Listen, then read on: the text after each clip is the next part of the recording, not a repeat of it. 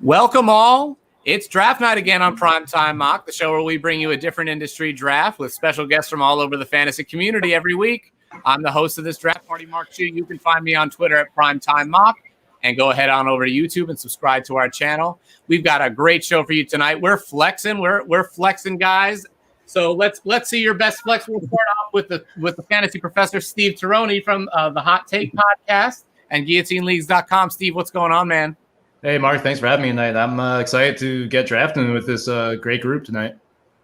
Yeah, I'm excited too. I was telling you before that I finally I had finally decided to join my first Guillotine League. I ended up getting in the Scott Fishbowl Guillotine League, which I don't know if I was supposed to because I'm in Scott Fishbowl this year, but maybe I'll just earn my spot. I'll earn my spot instead of begging Scott Fish next year. If you make it past week 6, you'll have earned your spot. There you go. I appreciate that. So, and next up, let's see, from the Fantasy Football Diagnostics podcast, we've got John June. What's up, John? Yo, what's good, Flex Mark? going, John. I like that. Appreciate. Hey, you said it was flex night. We were flexing here, so appreciate you having me on, man. Definitely looking forward to having some fun with all y'all tonight, man. This is a good group of fellas right here. Some guys I've connected with and appreciate in the community. So nothing better than have some fun. You said it's a party, so let's turn up. Draft night, the best night of the year. We have it here every single week. All right, next up, from Talking Sports with Manny, we got Manny Chokuba. What's going on, Manny? Man, I'm doing good, man. Appreciate you guys for having me on. Absolutely. Rocking that Redskins gear. You already know. HTTR.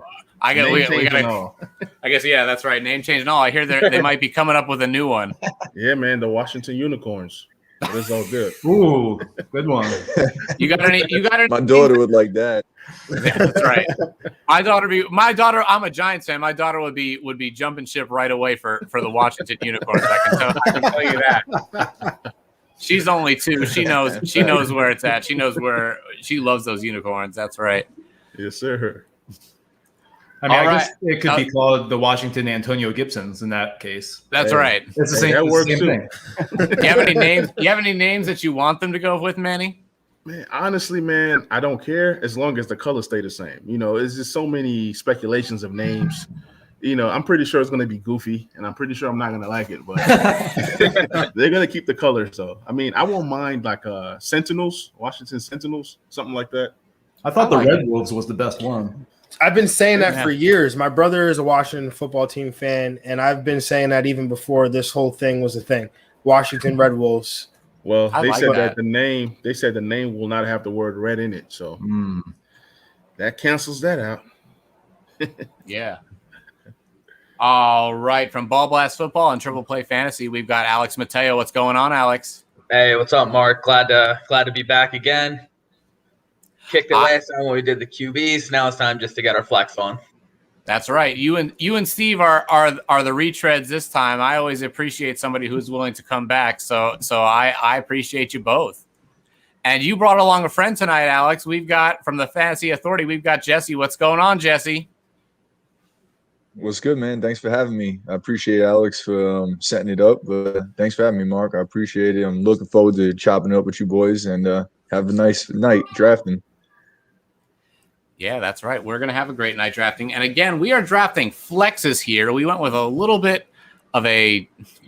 different here, as if there was any doubt here on Primetime Mock. I'm going to pull up this draft here. And at first, I want you all to see we pulled out the top 60 skill positions. It's about 26 running backs, 28 receivers, and it looks like 6 tight ends. Those are the only 6 that we got in the top 60. But they're certainly deserving of it. And then as we pull back up here, we're back up here. If this thing will let me scroll up. Grandpa Shu doesn't know how to use a computer. And we're back up here with our flexes.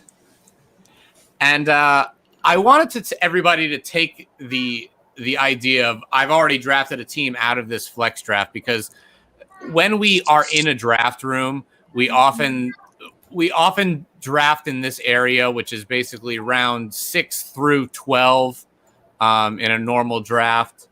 drafting in that area, a lot of it is based on how we built our first 5 or 6 rounds.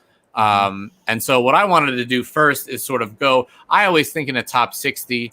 I just wanted to make sure that we had a good idea of drafting flexes. We didn't want to draft anything based on need, but really go for who are the best players we can find at this mid round of our draft.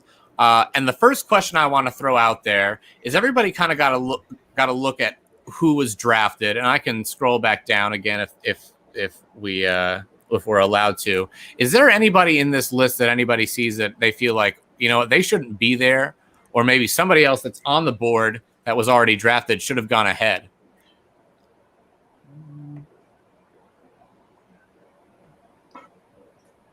Anybody? Miles Gaskins, that's Miles Gaskins as a top 60 player, to me, that's a bit of a reach. I understand the volume is going to be there. I understand the upside is going to be there, but I don't know. I'm iffy on Miles Gaskins being a top 60 guy. I would, to be honest, I agree with you. I would take who I took here with the first pick, Javonte Williams, ahead of Miles Gaskin at this point. It seems that it's happening for Javonte, and he's gonna be the guy right off the bat. I like Melvin Gordon. A lot of you guys are selling Melvin Gordon and not buying or fading. I'm buying. So you see, I drafted Melvin Gordon in the first round. I mean, right after you drafted Javonte, I'll take Melvin Gordon over Miles Gaskins, even with Javonte Williams there. Anybody agree with that take? Well, I will say that Gordon is definitely getting disrespected. I mean, his ADP has plummeted. So if he's going to be the starter at the beginning, now it's coming out that Javonte is going to be the guy. I just don't see that for week 1, Javonte getting 20 carries. I mean, it's going to be at least 50-50. It's going to be at least 50-50 week 1. Yep. So what you're doing with Melvin Gordon is you can start him week 1, and if you just see right away, wow, he didn't even get used. I just don't see that because he was the RB13 last year. Yep. I remember playing against teams that had Melvin Gordon towards the end of the year. I wanted to trade for Gordon because of the way he was being used and he was scoring touchdowns. Yep. He's not gone yet. That is my opinion on Gordon. I agree.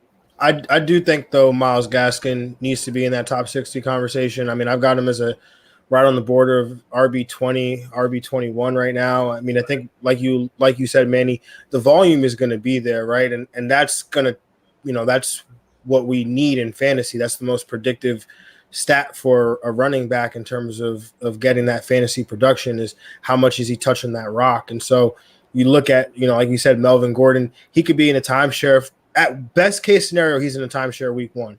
And that's best case scenario, right? So, right. Worst case scenario is he's not even the guy. So I think the range of outcomes are wider for a guy like Melvin Gordon, whereas they're a little bit tighter for a guy like Miles Gaskin, where that role is a bit more secure. Because even at worst, he's just a 3-down guy, which is valuable still in PPR leagues. Right. Yeah, I agree on Gaskin, and especially like just looking at the guys who went in the back end of that top 60 for the running backs. Mark, if you want to just scroll down a little bit just so everyone else can see it. Sure. So I think guys like Mike Davis, I would have Gaskin over him pretty handedly. Yeah. Kareem Hunt over him pretty handedly as well. Same thing with Chase Edmonds. You can even argue Josh Jacobs just for the way that Raiders offense, who knows what the hell John Gruden is actually doing. I don't even think he knows what he's doing play by play. And Gaskin, when he was on the field last year, he was a 3-down back. He was on pace for over 1,000. Like you guys said, the volume's there. So he's one who I would be like very confident in if he was my RB2 or 3. Mm-hmm. The thing is with Miles Gaskin, it's directly correlated with Tua in that I've been looking, and you see I drafted Will Fuller here with my second pick. I've been looking at Miami through a different lens, and I've just asked myself, what if with Tua? And the what if is he could be a QB1 this year. Like, that's his ceiling. So if he's that, then Miles Gaskin's going to be awesome for fantasy, just like all these other guys. And like a big thing with Tua, last year he was going into his rookie year, obviously, COVID off season. rehabbing a major hip injury. This year, he's presumably healthy, And he wants to run.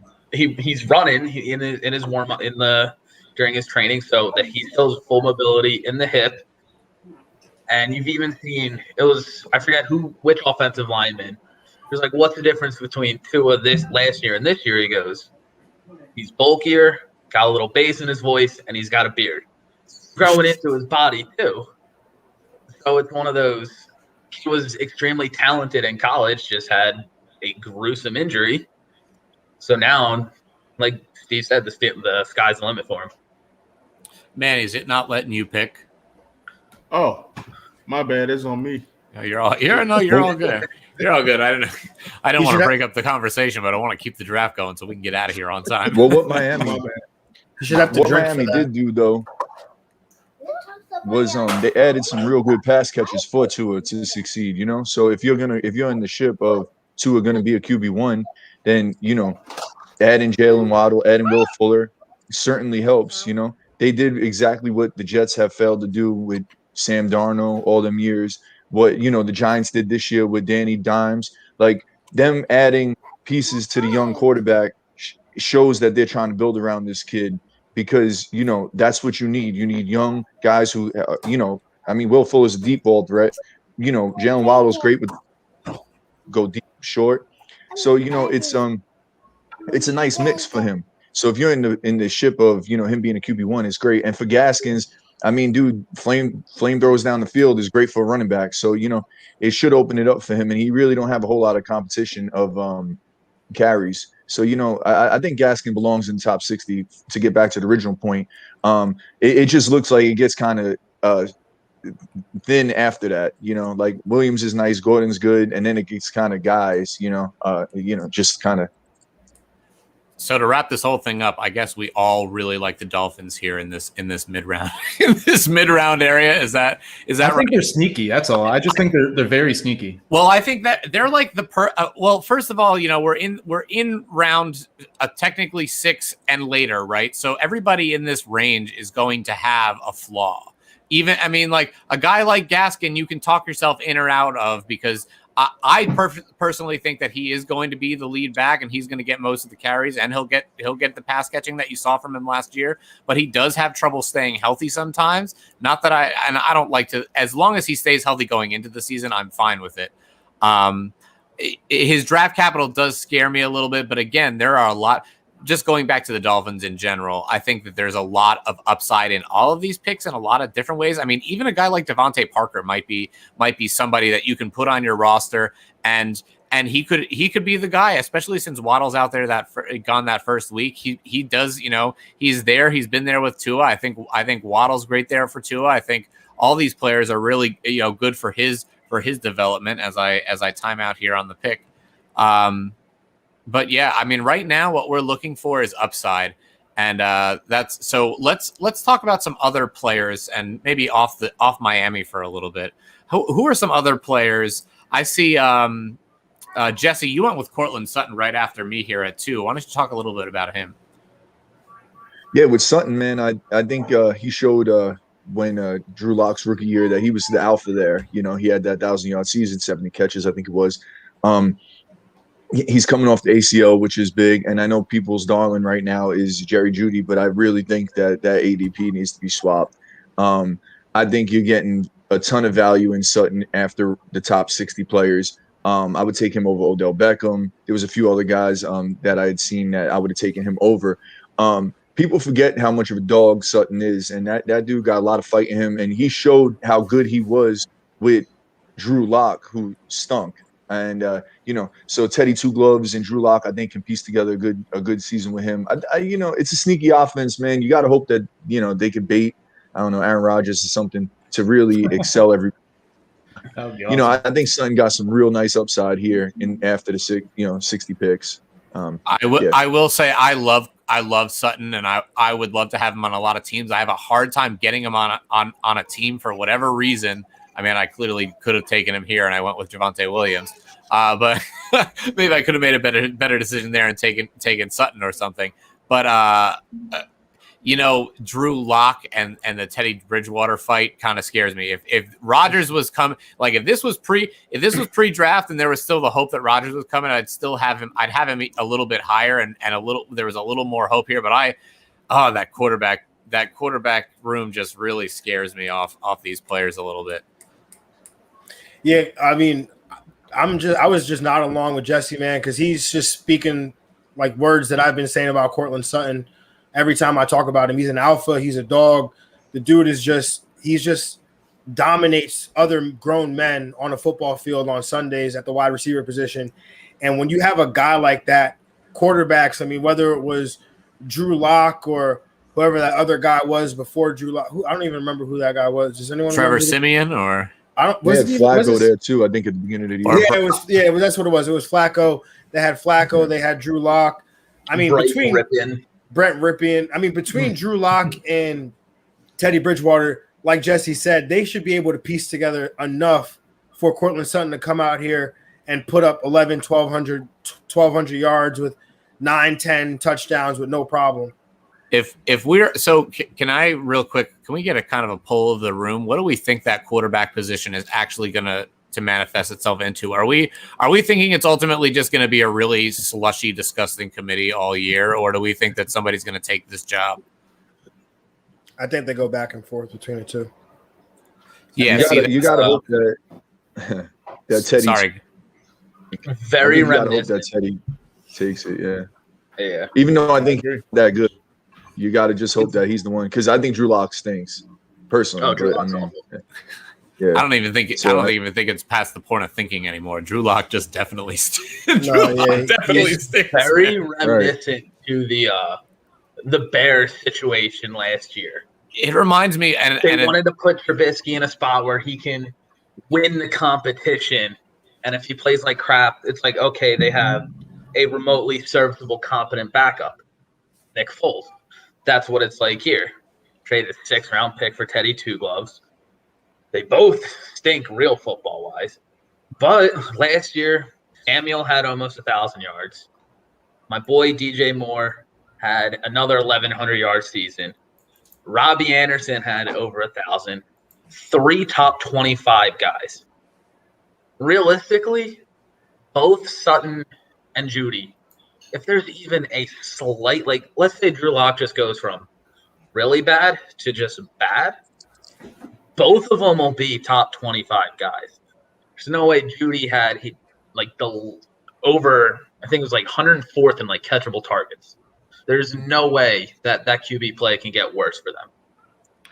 Well, what's very interesting was I actually did a piece for Roto Underworld with the world famous draft kit. This year, I actually did one on Deebo Samuel, who I took here. But last year, I did a profile on Deontay Johnson. So I studied all of his statistics. And it was very similar to Jerry Jeudy's rookie season. And what happened in Deontay Johnson's rookie year was Mason Rudolph. So you can see how that, I mean, if Teddy Bridgewater actually can sustain fantasy relevant options, like multiple fantasy relevant options, which he did last year, and that's, yet to be determined. Is that the system, or can that translate? And you know what? It really should, because this could be like fantasy gold mine. Just give someone who can give these guys the ball. Mike Davis was actually very good with Teddy Bridgewater. Yeah, he had 7 targets last year for the running back position too. So yeah, I think that Drew Lock might start the year. He actually might. I do believe that Bridgewater is the better quarterback, but I think it'll eventually get to Bridgewater.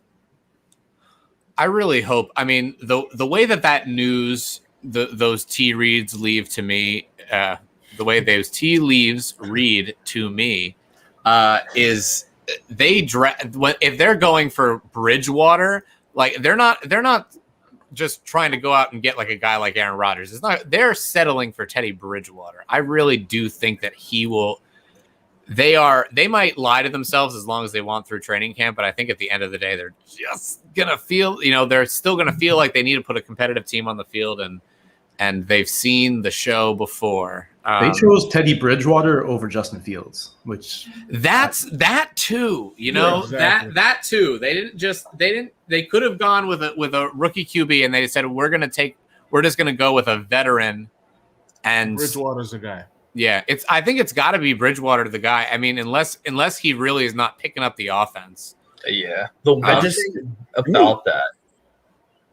Go ahead. So when they won the Super Bowl, Peyton Manning was the worst quarterback on the planet that year. Physically, that is. That's true. He still was sharp mentally. It was that defense that carried them. Yeah. Teddy Bridgewater can be confident with that defense to at least keep them relevant.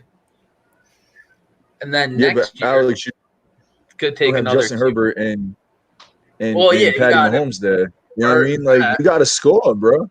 Like, they got to score. True. They got to. That's true. You're in a division 100%. with two flamethrowers, man. You got to score. I what you're saying is correct, but that division wasn't that good when they won the Super Bowl. You're bringing a water gun to the fight, right? Well, here's exactly. Two water guns. But here's the plan. Exactly. You start off with Teddy Bridgewater. You see what he has, right? Then if he starts to stink it up, you go to the younger guy, and then you're playing for a rebuild. Like, I think they brought Teddy Bridgewater in the building to be the guy that helps them win. You know, he can be that Alex Smith type guy, that game manager type guy, take care of the football type guy. That's not Drew Luck. Drew Luck is more of a flamethrower, more of a gunslinger. So I think they go Teddy Bridgewater first, and then if it doesn't work, then they finish off with Drew. I mean, I think it's like what Alex was saying, right? I think it's closer to what the Bears situation was last year. I mean, Teddy Bridgewater there's not a ton of upside there, right? I mean, he was a guy that he obviously was below average from a touchdown rate percentage. But there's obviously expectation. There's some regression there, but he just wasn't all that good, especially when you consider all the weapons that he had around him. You know, coming to this situation, I don't see how Teddy Bridgewater, just as we've been saying, most of us have been saying, he's just not the guy. Like, right? Like, how do you trade for Teddy Bridgewater and then you feel comfortable enough to pass on Justin Fields? Like, that logic just doesn't make sense to me. Yeah. And so I think Drew Lock probably brings some more upside. Well, they'll have Teddy Bridgewater in the game, and they're not scoring, they're not putting up points. They're like, oh, maybe we should put Drew in, and they put Drew in, and then it's some interception or a pick six, and it's like, oh, maybe we should put Teddy in. I could just see this thing seesawing back and forth, just like kind of like the Bears situation was last year. You know, the odd thing is though. My bad. The No, QB class next year sucks, though, right? Don't we think? Isn't that the whole thing about the QB class next year? It's not that good. Like, so that logic. While I agree with what you're saying, John, it seems like that's their logic. I just think it's wrong. Don't pass on Justin Fields there. That's the answer. You take Justin Fields at 10, whatever it was, 12, whatever they had. You know what I'm saying? Because like next year, then it's Spencer Rattler. Like, they're not going to lose. They're not going to be 0-17. They're not going to be 2-14. Whatever it is, 15. You know, where they're going to get the number 2 overall pick anyway. I mean, I don't know. They seem so lost. Honestly, it's a real egg on their face situation. I think. I think they probably were betting that he wouldn't be there. And and then they already made the trade for Bridgewater, and they felt like they hamstrung themselves, and they cut off their nose to spite their face. You know, like they just, you know, it's. I mean, there's always some guy who galaxy brains their draft, right? And this year it was the Broncos.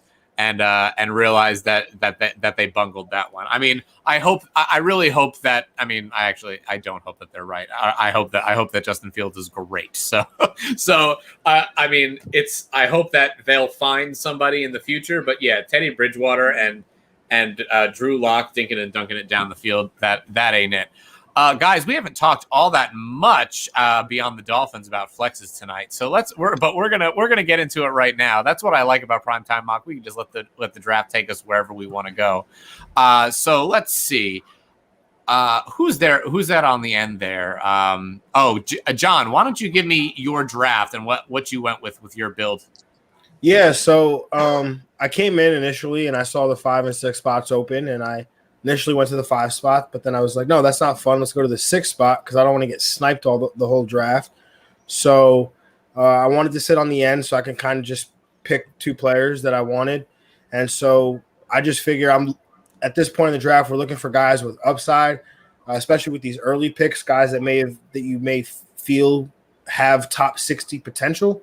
So guys like Michael Carter, for example, he's a guy, New York Jets, no bias here. I was in love with Michael Carter before he ever was drafted to the Jets here, but he's a guy that I think has that upside where he could assume not the role, but a lead back role where he's leading the team in touches, maybe 12 to 15 touches a game through receptions and carries.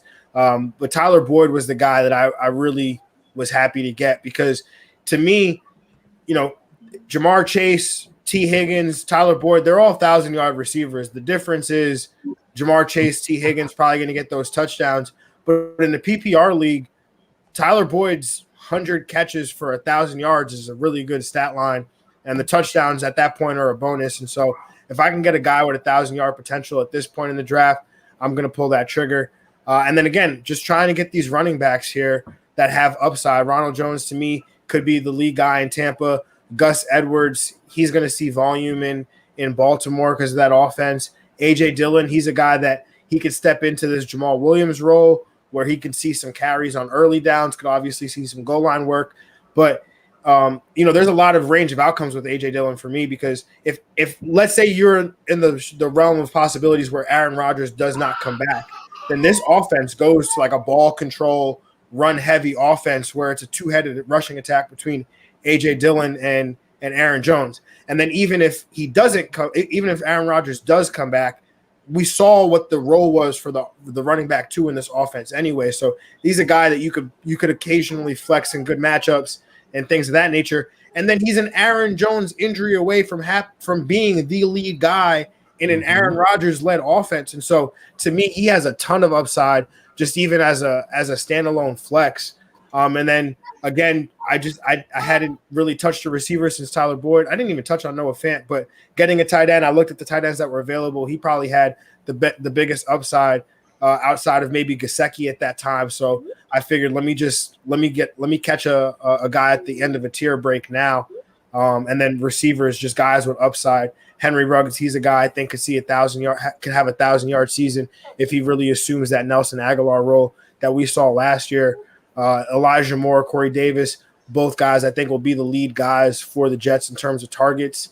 Rondell Moore, a guy I'm supremely high on. I think he kind of fits what Cliff Kingsbury's trying to do over there with those receivers. They run a lot of stuff that's near the line of scrimmage, screens, and they didn't really have a guy. They tried to use Andy Isabella in a role like that, but Rondell Moore I think really fits that mold to a T.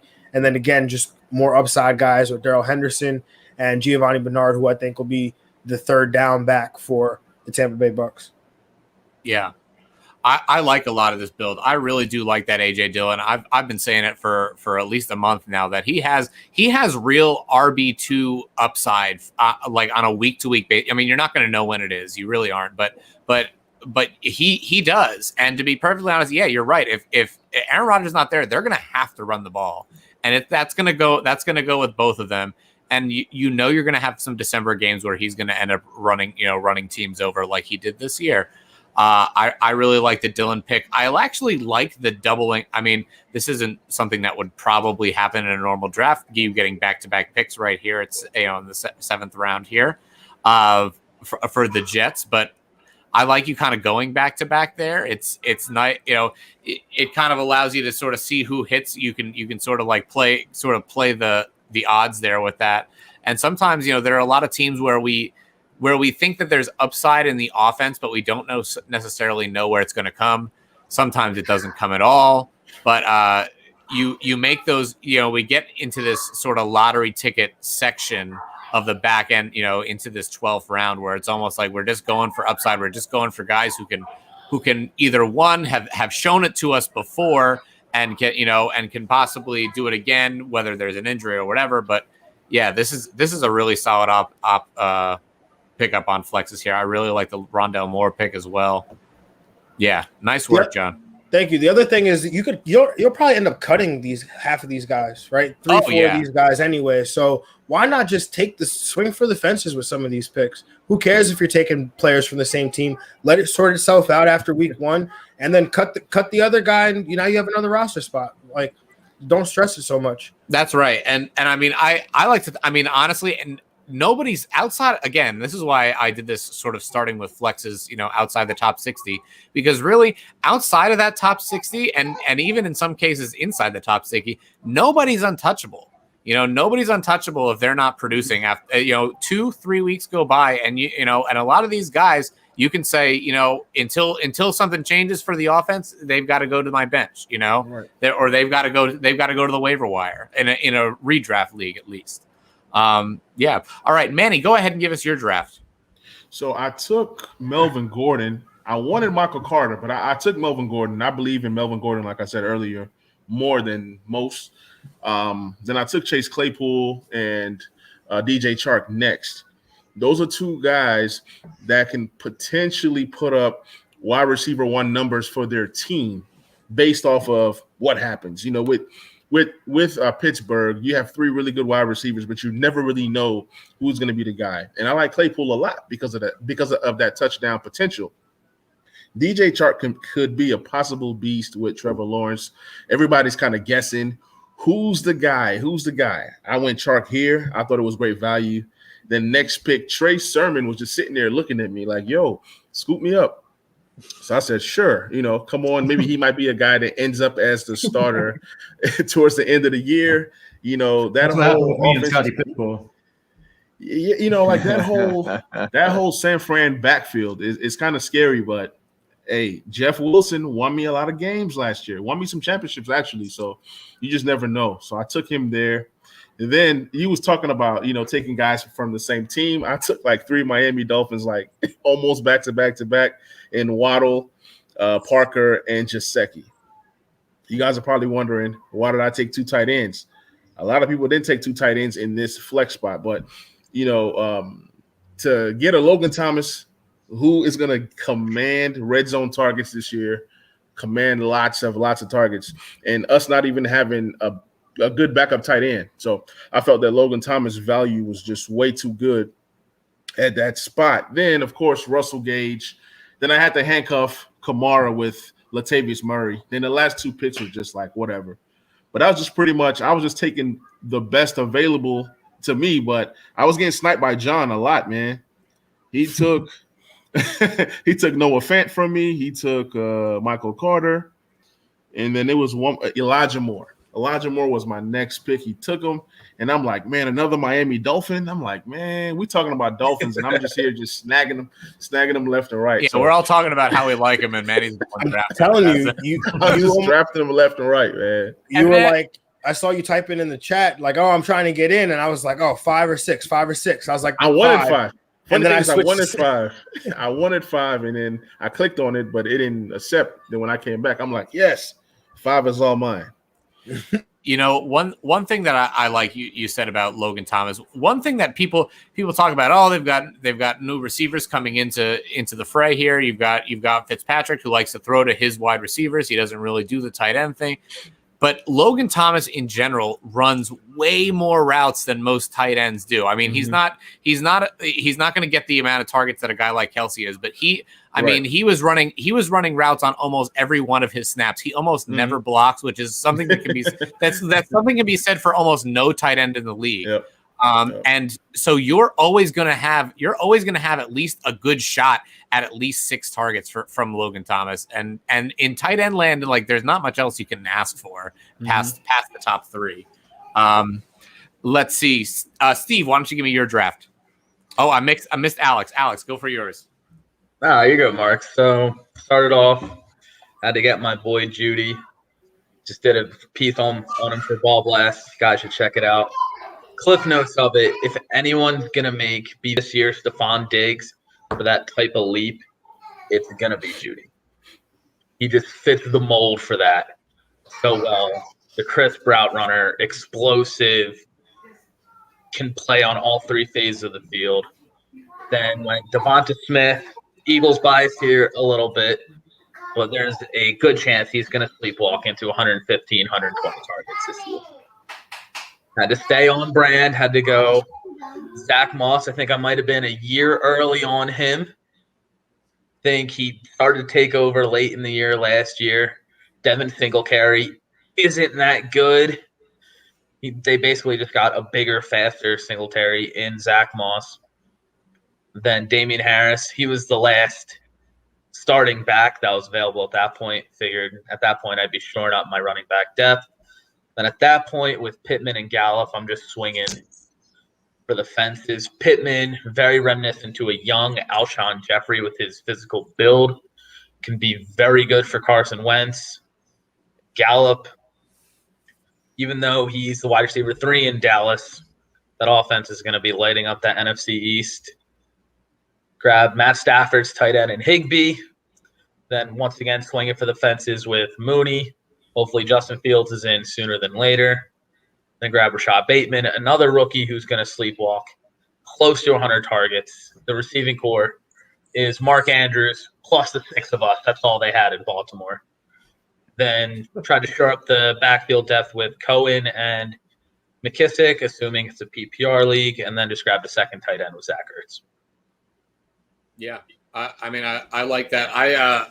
I'm actually more of a Devin Singletary believer than I am a Zach Moss. As you can see, I was the one who drafted Devin Singletary, and mainly because again, both of them are not.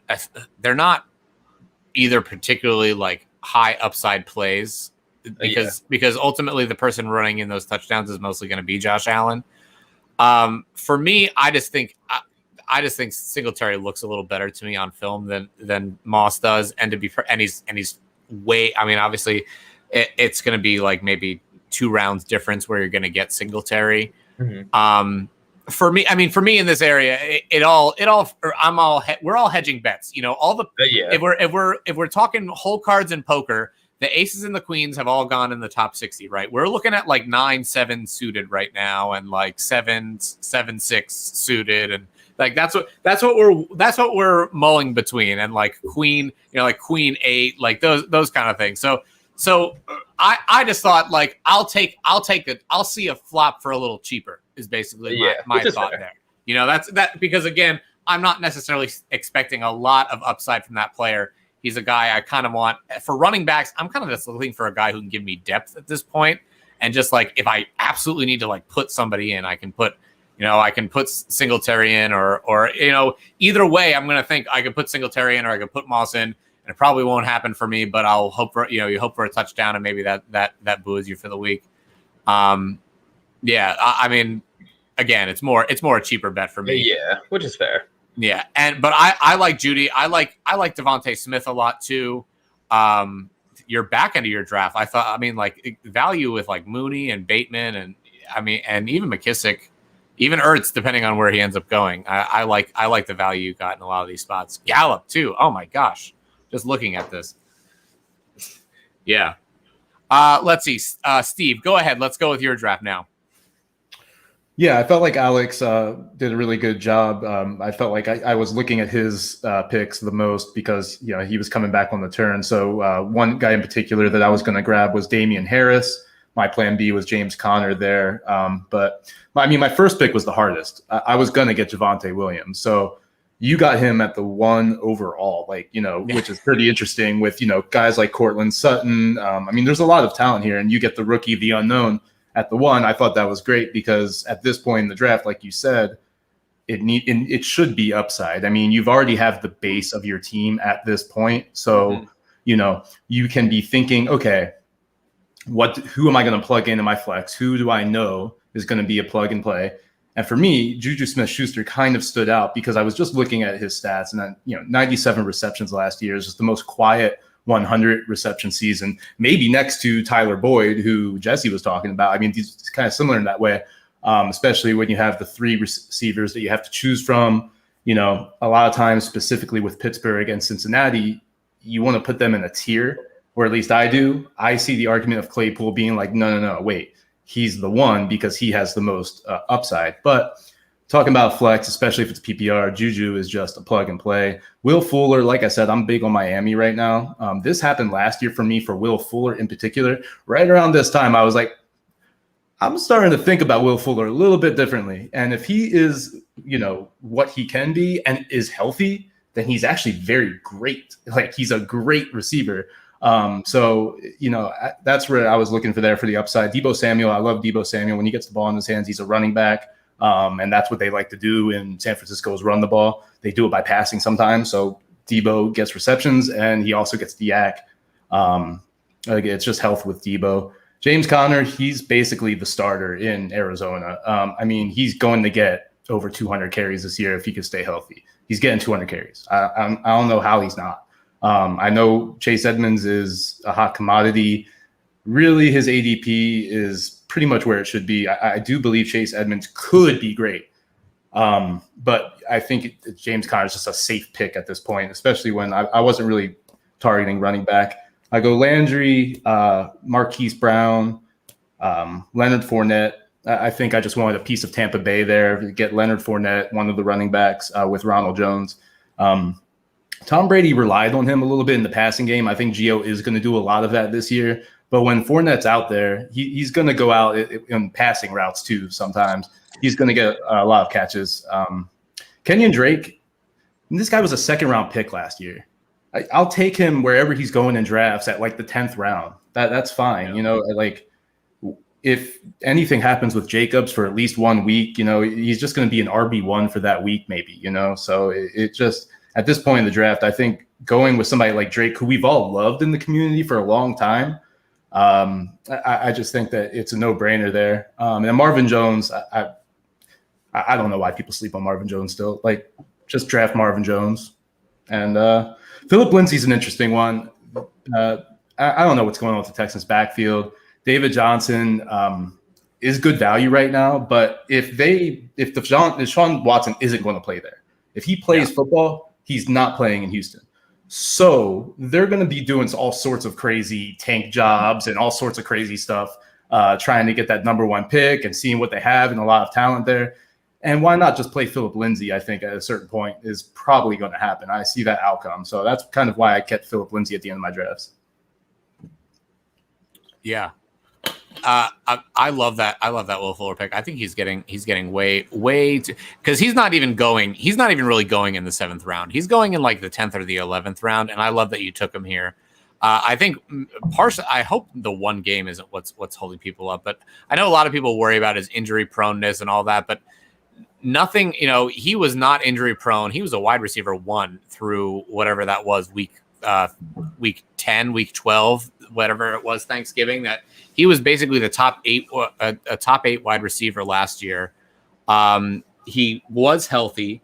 He was working on his mechanics, his lower body mechanics. I know the year before, which is you were talking about this time last year. This time last year for me too, Steve, was when I was starting to get back in on Will Fuller, because he was working on his mechanics. They were saying he was doing a lot to help his lower body, which had been nagging him, his hamstrings for years and years.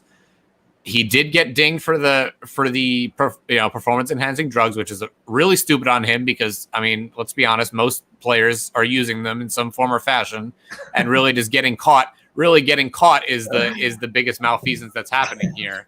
And on top of that there's nothing to really even say that that's what's linking his health to, you know, that's linked to his health. He was playing out of his mind last year, and for him to be healthy, for him to have not suffered an injury over last year and basically just been able to take this suspension, start next year completely healthy, well rested, 1 game off, I know, but yeah, there I would love Will Fuller. I love taking him like around round 9 or round 10.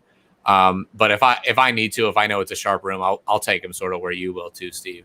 Can I just say, Steve, I love your Gabriel Davis pick at the end of the draft.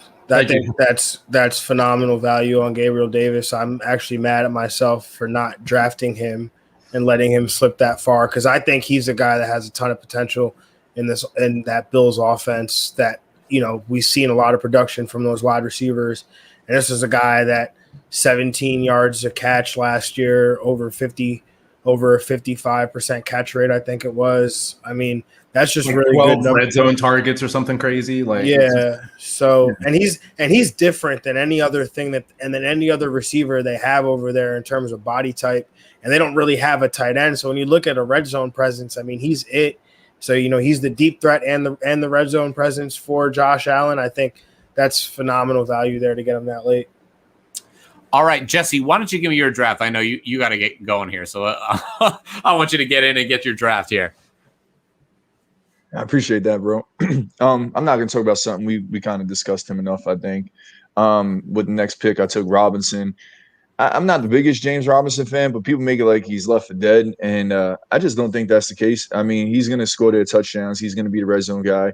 I just kind of like him here. The running back position is kind of weak at this point in the draft anyway. You're just kind of taking a guy. So he was the guy I kind of like the most. I missed Chenault, so I would have took him over Curtis Samuel. But Curtis Samuel that I like, you know, I'm a little nervous with Washington, man. I know that we all love Ryan Fitzpatrick and this and that. I don't know. Terry McLaurin's really the one there, obviously, and I've never been a big Curtis Samuel guy. People try to say Chenault's a gadget, but I think Curtis is kind of more of a gadget player than Chenault. Tony Pollard, obviously, because he's a good handcuff for Zeke. If you notice, I took Alexander Madison for the same reason. At this point in the draft, you kind of take these backups with super high upside because if the starter goes down, man, these guys are going to win you weeks, if not leagues. Chenault, if anybody follows me on Twitter, knows that I've been a Chenault guy from jump, man. He's a superstar in my opinion. He's the one there in my opinion. He has everything. He could do it all. The whole gadget player with him is complete nonsense and to me. He can run good routes. He's physical. He can win outside. He can win inside. And he got the biggest quarterback upgrade at any player in the league this year. So I really love Chenault and Mike Williams. I beat the drum on him last year, man, and I think I was a year off. So I'll take him again just to kind of – he's going into a contract year. They're bringing the Saints system in. They're talking about him being the Michael Thomas role. He's not a route runner like Michael Thomas, but he's a big physical body. He makes catches that not many people can. So I'll take him here. And then the running backs, yeah, you just like I said, man, you're just trying to take guys who you could see, stepping in and having roles like, Jamal Williams and Hines. And then Paris Campbell, I think, has an opportunity to be the guy there, even though you stole him he's from been me, injured. Jesse. You love hearing that from a draft mate. Shit. Yeah, that's right. But, you always chuckle a little bit when you take somebody's guy, not spitefully take him, but it always makes you feel like you kind of did a good job.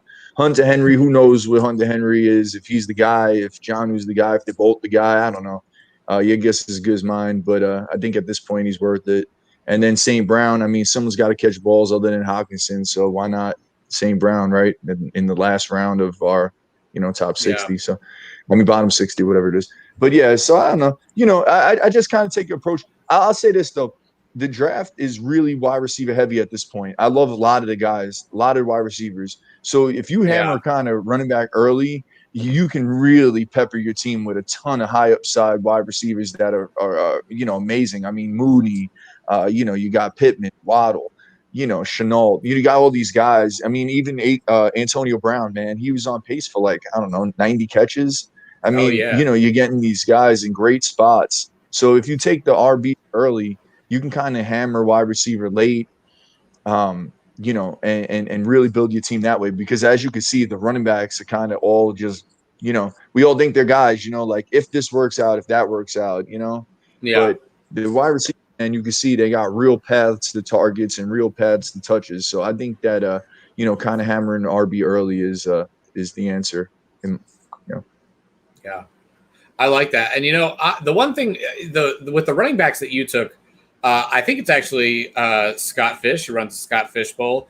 I heard him on a podcast recently saying that, just with that extra game, with that 18th week, we're going to probably see a lot more committee work than we would in a normal year, just to keep guys healthy through the longer season. Yeah, I could definitely see some of these handcuffs getting a little more flex value on some of those bye weeks for you. And again, at this point, you're just taking guys, and they're all an injury away. I'm usually not into taking handcuffs, like serious handcuffs, like decided handcuffs, like in my draft. But yeah, they've all got the upside to be there. They're all talented guys. Before I do my draft, Jesse, do you want to sign off here? Can you tell everybody where we can find you? Yeah, I appreciate that, bro. As I don't know if any of y'all know, but I work night shifts, so I travel at this point. So I really appreciate you even getting me on here at this time. Thank you so much. Man. It was amazing cutting it up with you guys, and I wish I had more time to, do that and kind of get more in the back and forth. I appreciate, like I said, I really appreciate the platform, and I had a lot of fun here tonight. You can find me at Dynasty Humble as SR Senior, and there is no junior. It's just I don't know, someone I guess had that name. Well, now you gotta have a junior now. That's exactly. I got the dad hat, I got the dad bod. My man John was flexing those pythons. I don't have those, buddy. But all right, boys, it was great chopping up, man. Yeah, Mark, thanks for having me, man. Absolutely, really man. Anytime you want to come back, have a good one, man. I appreciate that, bro. Thank you so much. All right, Jesse. All right, so let's go into my draft real quick. Later, Alex. All right, so we're gonna go real quick into my draft here before we say goodbye here. We all know Javonte Williams. I like the upside. I like what I'm hearing out of Denver. Cecil Lammey seems to think that Javonte is going to be the one, and Gordon's going to spell him. So I trust Cecil Lammey out there. So I'm willing to go there. Goddard, I think, is going to be a guy who's probably going to start the season as the main target getter as Devontae works in. They're both going to be competing for the most targets. I think it might even be that Devontae gets more, but I think Ertz is going to be their second guy. And if he's there too right now, that's going to be pretty good for tight end. I think that he's kind of a tier drop off for me. I kind of have him pretty close to sort of where Hawkinson is. I have him a little higher than most people too. I think at least Goddard. He's sort of in that Hawkinson tier almost for me, and then it really sort of drops off. So I'm willing to take. So whenever he's on the board, I'm willing to sort of take him here if he's going into the 6th or even 7th round. Brandon Cooks, I think he's got the opportunity. He's been a 1,000-yard receiver like forever. He doesn't have a good team, but he's probably going to be the guy who's getting most of the targets there to start. Robbie Anderson, like the chemistry with Sam Darnold, like that he's been working pretty well Joe Brady's system, and like that it's all kind of coming together. I think that Darnold could have a bounce back year. Not really sure, but I'm willing to bet on Robbie Anderson here. Again, we're looking for upside. David Johnson, again, I'm looking for more depth in my RB there, but I do think that in a PPR league, he's going to be getting you plenty of production, and he's going to be a great flex to have, through those bye weeks. So I'm happy to take him. Antonio Brown, love that too. He's got the talent. You hope that he can put it together for one more season. But where he's going, he's cheap. He's got that upside, and he was on pace. I think it was Jesse was just saying that he was on pace for 90 targets there at the end of the season there. Let's see. Oh, I lost my draft. Raheem Mostert, I really like Trey Sermon. I think he's the guy. But again, I'm willing to hedge my bet. Again, we're playing with number cards. We're not playing with high face cards here. We're playing with those lower numbers, 7-8, 7-6. I'll throw a cheap flop for Raheem Mostert if I can get him kind of late there. Irv Smith, I like his athleticism. I'm willing to take that at a tight end if I didn't necessarily take one earlier on. I know I took Goddard in this one, but I'm kind of thinking I'm taking sort of like two people's drafts here when we're only going in 6. I like Singletary, talked about him. Hilton, I do think Paris Campbell is probably my number one indie wide receiver that I'm going for right now. I'm not really all that interested in Michael Pittman. I will try and get Paris Campbell here where I did. Jesse sniped him, so I took T.Y. Hilton. I do think that there's a possibility that he can still put it together with Carson Wentz, and there might be a chemistry there. Jalen Reagor, if the Eagles offense does start to come out, and from what we hear, maybe Deshaun ends up going there if he gets out of this craziness that he's going through right now. I mean, it's crazy what's going on with Deshaun right now. I mean, serious stuff. It's tough to go through. But I think Reagor is talented. He did show some talent. I don't know if he's going to be enough to be, the number one. I really think it's going to be Devontae, but I am willing to throw a bet on Rager a little later on here in my draft. And finally, Gerald Williams. If you're going to go with all these handcuffs, why would you not go with the Chiefs handcuff and the guy that has the job almost pretty assured? If you're going to go with a guy like Madison or a guy like Hines, a guy like, I'm picking on Jesse here now that he's not here, or a guy like Pollard, I kind of think that I would rather have the handcuff that's tied to Mahomes and that late, where I got him later than all those guys. Nobody's really thinking about Darrell Williams, and he's probably a pretty sure bet to be that backup, as he's been for the past 2 years or so. So that's my draft, guys. This was a lot of fun. I really appreciate y'all coming through. Next week, we're going to have a week off. I'm going to take a much-needed vacation, but we'll be back then the week after that. A lot of great stuff going, and we'll be back with we're going to go even deeper than this. We're going with our late round draft, where we'll take the top 120 out and go from there back. So if in 2 weeks, you'll see that from me. Everybody here, Steve, why don't you tell everybody where they can find you? Yeah, thanks for having me, man. This was fun drafting with you guys. Really awesome to hear your points of view tonight on your draft board here. But yeah, we have. I'm the host of the Hot Take podcast. If you don't know, it's me and Josh Daly, and you can find us wherever you listen to podcasts. We just recorded an episode with Scott Pianowski of Yahoo Sports. Really fun episode. We went over our Scott Fishbowl team. So if you're interested in that, about the Scott Fishbowl, come check us out. Great. I love it. Alex Matteo, go for it. Mark, thanks again for having me on, man. I'm definitely going to be coming back around. I'll be like that war that you just can't get rid of. I'll be coming back. Well, this primetime mock drafts do have a shelf life. I got to figure something out for the season, I guess. Yeah.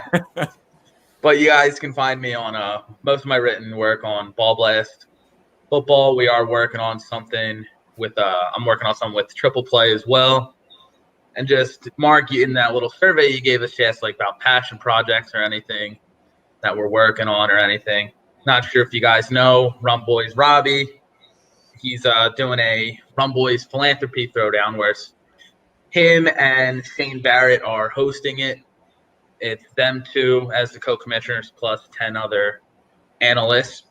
And everyone just picks a charity that they're passionate about, and everyone donates, try to basically raise awareness for those particular causes that everyone was passionate about. Me personally, with them, I'm actually promoting the American Cancer Society. I have the links for donating there and everything else. And yeah, it's just something that's going to be really awesome. Just everyone loves football for fantasy football. Everyone loves charity. So another opportunity to bring both together. Absolutely. And yeah, Alex, you're welcome back anytime. Yeah. And I'll have something for the in season. I've got something in the works, but even still, I'll probably do another season of Primetime Mock next year when we get back around to draft season. I'll be itching to draft anyway, so why not get you all back into the party? Manny, Chokuba, go ahead, man. Man, Mark, man, appreciate you having me on, man. You guys can find me on Talking Sports with Manny YouTube channel and podcast. You guys can find me on the Back Row Redskins Show podcast and Showtime with Manny podcast. So I'm more than just fantasy football. I got Washington coverage. I have NBA, NFL, you name it, man. We got it. So appreciate you once again for inviting me. I had a blast, man. I see a couple of your show. I caught one of your NBA Finals show there. Right before you get it ended up dropping. Yeah, he talks more than everything. We're happy to get guys people from all over YouTube talking sports here. We all love sports. We're all addicts at this point, right? Just itching to talk a little more. So we're happy to have you, Manny. And again, you're welcome back every time. And last but not least, my guy John June. Go ahead, John. Tell them where they can find you. Yeah, man. Well, first off, Mark, definitely appreciate you having me, man. This was a ton of fun. Loved chopping it up with everybody, getting a bunch of different opinions and ideas. That's always fun as well to learn from people in the community. As far as me, what I'm working on, you can find me on Twitter and Instagram, and even actually just recently joined TikTok, but at JR Football Nerd. It's JR, not Junior. I know. I'm sorry. But in terms of what I'm working on, and like I said, I'm doing the divisional series, bringing analysts from all over the fantasy community that are fans of teams and talking about their respective teams from a fantasy perspective. So you definitely check that out. Where all podcasts are found, Fantasy Football Diagnostics. We are also have not announced this yet, but we'll announce it soon. We're actually going on YouTube as well, so you'll be able to find us on YouTube. Have some videos currently up there, but starting August 1st, every episode that we record will go straight to YouTube. Also host the Now We Have Liftoff New York Jets podcast. So if you're a Jets fan, make sure you check that out. We are live on YouTube, so every episode you'll catch either on YouTube or as a podcast. And then in terms of passion projects, things I'm working on, actually just have announced it today. Fantasy for Unity. It's a charity fantasy football tournament that me and my buddies Sonny Platt and Alex Braun have worked on, and basically trying to unite people, bring awareness to some of the racial injustice and some of the bigotry and things that still exist in this country today. So just decided, let's bring a tournament together. All you have to do is donate a minimum of $20, either to the ACLU, the Conscious Kid, or the Equal Justice Initiative. And that gets you a spot into the tournament. And we're just looking to have some fun, but also bring some awareness to something that's passionate to us. So if you could check that out, that'd be greatly appreciated.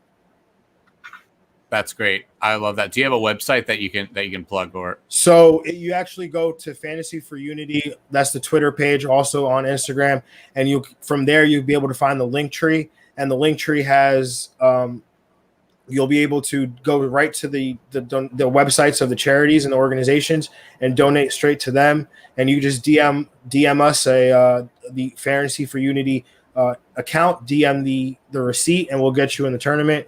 In terms of, we're also selling T-shirts, $25 a shirt, $5 of every shirt goes to these three charities, split up amongst these three charities. So definitely just would appreciate the support if you could follow us on Twitter.